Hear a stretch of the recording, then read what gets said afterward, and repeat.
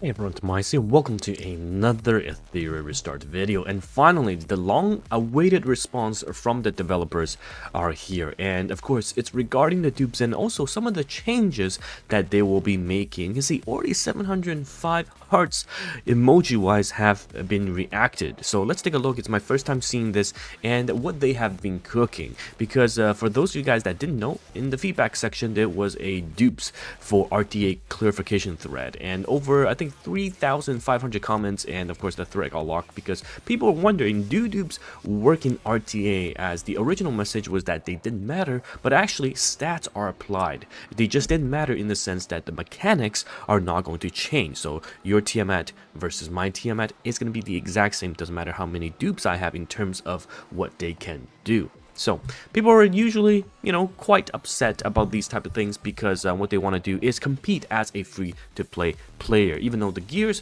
might not be the same, there'll be a stamina gap in the beginning, but eventually they hope to catch up and when playing against the whales at a level playing field. So let's take a look at what they have said to address this issue, because I think this is the first serious feedback from the players regarding Etheria restart. Everyone I've talked to have absolutely loved the game. So let's take a look.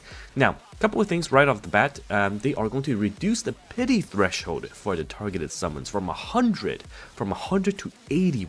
Wow. Now, for those of you guys that don't know, this game has no 50-50, right? So this is already a significant improvement over other gacha pools, and having the targeted pity threshold reduced from 100 to 80, essentially a lot of games already have a 50-50 pity on the 80th pull, right? Your soft pity or whatever you call it kicks in, and now it's just straight up 100%. If you don't get the character before 80 pulls, you will get the character. And of course, with the light and darkness Animus units, it's going to be the exact same as well. So that's insane, because we know how expensive that pool is. Instead of 1,000 per 10 for 10 pulls, which is one multi, it's going to be 3,000, right? So by reducing that, you're hopefully going to be able to get your light and darkness characters easier. But whales are just going to pull on the standard pool, and it's good. It's good if the soft pity or the pity section also applies to 80 pulls for the standard pool.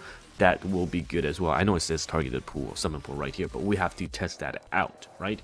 But anyhow, good change. 20% reduction in essentially the pity is always welcome, and since this has no 50-50, it's even better. Now, addressing the dupes, I'm going to assume that dupes will still work, because what they have said is that added Animus exchange tokens to the RTA shop so that they can use their shop tokens to redeem Anima, which is the dupe copies, and enabling free-to-play players to obtain more. Okay, so it sounds like they are going to keep the dupes, but they will reduce the amount of pity. So if you want to pull more copies, you can, and then if you want to, redeem Anima from your various game modes, you can do that. So players can get dupes, have easier access to them without swiping.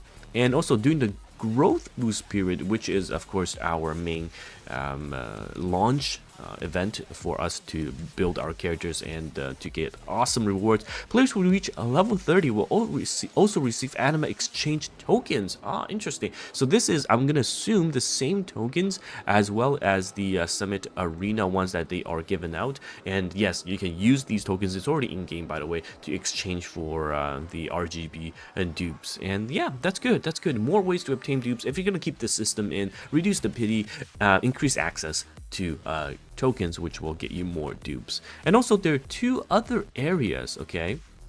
Two other areas. One is the gender ratio. So interestingly, we do have a very big feedback thread, and they talked about, I wonder if this is locked. I don't see the post here, and oh, here we go. Yeah, this is the top post. Never mind, I do see it. So over 4,800 comments. Essentially, they want to make sure that there is a good balance. Okay, we have some really hot husbandos and waifus in this game, and yes, they definitely want to make sure that we see more of these. Whereas some of the other games, you know what, they are favored towards one side of the player base. But hey, honestly, in a, I would say, esport-like game like this with a wide audience, I think having a balance is definitely good, because Victor is definitely slowly becoming one of my favorite characters but behind Rosa, of course. Anyhow, so yeah, gender balance. And regarding whether anima is effective, so this is anima is essentially dupes, okay? When they talk about anima, it's the dupes. And we sincerely apologize for not promptly identifying and clarifying the misconception, which is that, you know, dupes, the stats do matter, it's just mechanics don't. Yeah, this is unfortunately the case here. In the explanation they have provided that we have designed the multiple ways to acquire the exchange tokens. Excellent, like we've said here. And moving forward, we'll continue to monitor and optimize the gaming experience related to anima.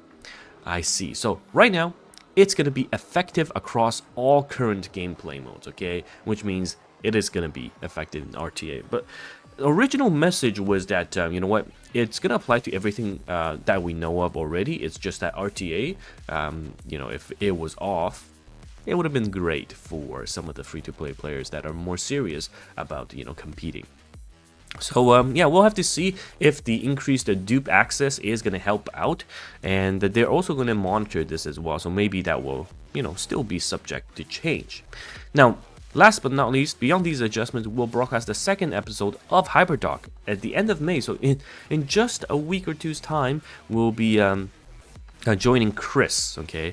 He'll address the additional community feedback and share launch information. So, new characters, new events, and united front, which is GVG, and that's going to be important because I, for one, missed out, of course, on GVG in this closed beta. It was not available, but I was so ready for it. I definitely want to see what they've been cooking in that regard. So yes, this is pretty much a breakdown. To summarize it, you know what, they've heard you guys, and of course the game producer did join in as well. So they're looking at the dupe system. So far, currently, they have reduced the pity and increased, improved access to the dupes for everyone, and they will monitor this closely to see what else they can help with. So anyhow, let me know your thoughts, and look forward to more Etheria Restart content. I'm super excited for the game still, and to me, honestly, I don't mind just the dupes being turned off, even if I'm a whale, because, you know, at the end of the day, I want more copies of the characters. I want every single character, so I'll be pulling regardless. And I went into the game with the conception that, with the concept that RTA will have dupe system turned off. So, let's see. Anyhow, thank you so much once again for watching this video, and it's TimaeuSS here. If you're interested in the game, you can use the link down below to pre-register, and the game will be available on the 5th of June across in the entire world. I think the only place it's not going to be available is actually in China. And I think they will have a slightly delayed release, is what I've heard. But yeah, until then, thank you so much, and I'll see you in the next video. Goodbye now.